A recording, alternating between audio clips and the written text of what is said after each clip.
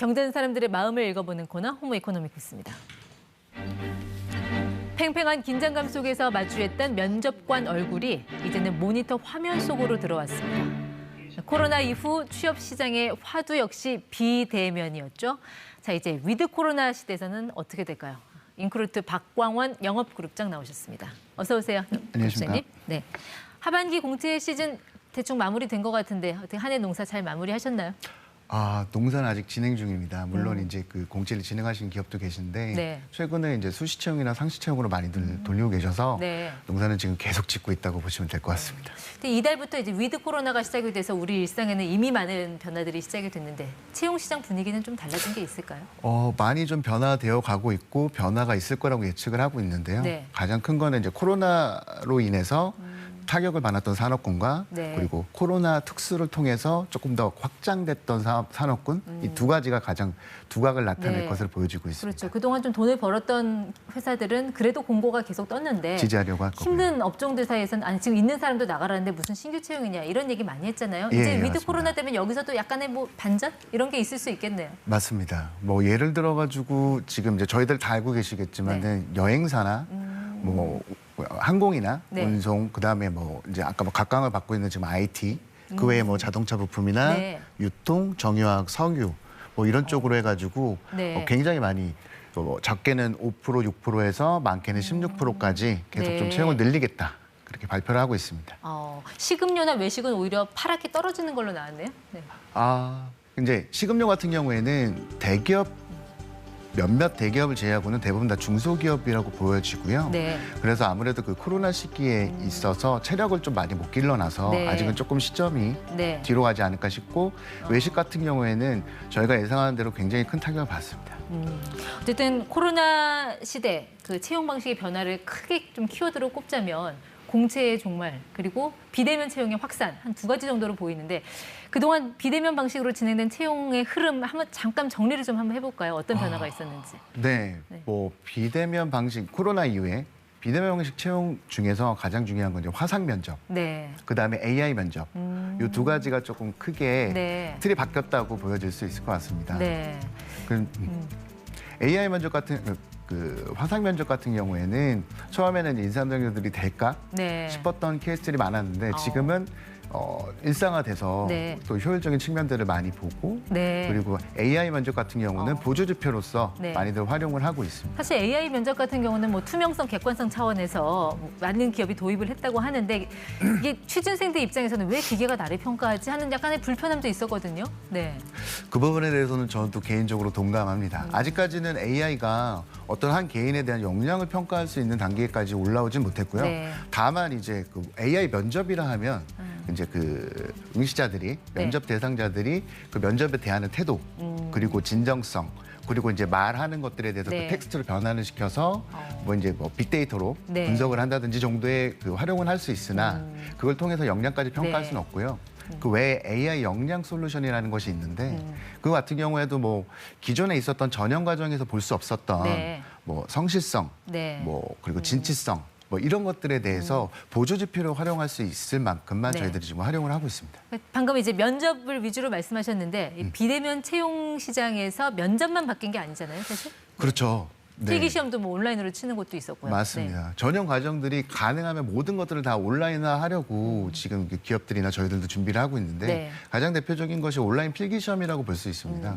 이제 그 작년에 상반기 때 상성그룹에서 네. 지사트를 이제 온라인으로 보겠다. 네. 그러면서 이제 시작이 됐는데 아무래도 주도하던 기업이다 보니까 그 삼성 외에 그 대기업들에서 앞다퉈서 온라인으로 필기 시험을 받고 네. 그런 케이스들이 많았습니다. 요즘 또뭐 메타버스 활용하는 기업들도 있다는데 그런 건 어떤 얘기예요? 메타버스 같은 경우에는 예전에는 이제 좋은 인재들을 모시기 위해서 기업들이 직접 찾아다녔거든요. 아니면 박람회를 열거나 그래서 한번 와서 보세요 하고 네. 그런 내용들이 많았는데 지금은 그걸 오프라인으로 할 수 없으니까 네. 메타버스라는 가상 공간을 활용을 해서 그 안에서 아바타라는 캐릭터를 통해서 네. 서로 교감하고 네. 정보들을 주고받는 그리고 화상 면접까지 진행할 수 있게끔 뭐 되어 화상 면접, AI 면접, 메타버스 이런 게 사실 우리는 한 번도 그동안은 안 해봤던 것들이라서 맞습니다. 처음 시도하는 상황이었으니까 이런저런 또 에피소드 같은 것도 많았을 것 같아요. 네. 맞습니다. 뭐 대표적으로 이건 참 그 가슴 아픈 문제 그 에피소드이긴 한데 그 모 대기업에서 온라인 필기 시험을 이제 준비를 해서 네. 시험을 응시를 했는데 사전 테스트라는 것을 저희가 이제 도입을 해서 네. 사전에 뭐 일주일이나 하루 전에 먼저 그 환경들을 좀 점검하게 해드려요. 네. 근데 그 기간에는 전혀 보이지 않았는데 본 시험 때 네. 그 애완견이 갑자기 너무 짖어요? 예 맞아요. 그 본 시험 때 그 애완견이 너무 많이 그 큰 소리를 네. 내는 바람에 그리고 그 기업 같은 경우에는 여러 응시자들의 그 응시 환경의 소리를 같이 공유했었거든요. 네. 한 공간에서 시험을 보는 효과를 주기 위해서. 그랬는데 이제 강아지가 짖어버리니까 네. 그런 부분들 때문에 그렇죠. 그 응시자가 좀 갑자기 뭐 엄마가 문을 확 열었다 뭐 이런 얘기도 있고요. 예, 네, 뭐 여러 포기하는 가지 그게 상황들이 있었어요. 있었던 것 같아요. 네, 맞습니다. 어쨌든 이런 비대면 채용이 그럼 앞으로 이 위드 코로나에서도 계속 유지가 될 것이냐. 결국 관건은 기업 인사 담당자들의 마인드에 달려 있다고 보는데 어떻게 될 걸로 보세요?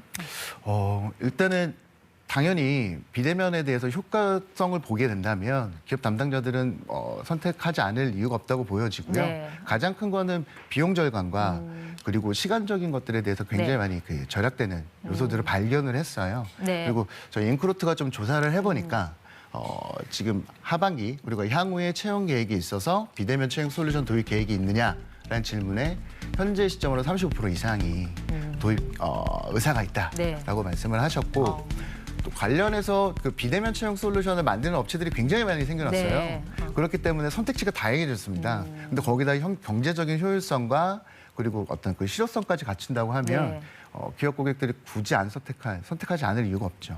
그래도 이 대면 면접 과정에서 그야말로 이제 오감을 통해서 느껴지는 그런 어떤 미묘한 뉘앙스 이런 게 사라지는 거에 대한 뭐 아쉬움 같은 것도 좀 있지 않을까요? 처음에는 그 부분에 대한 우려감이 되게 많았고 실제로 그럴 거라고 판단을 했었는데 한 1년 이상, 2년 정도 진행을 하다 보니까 네.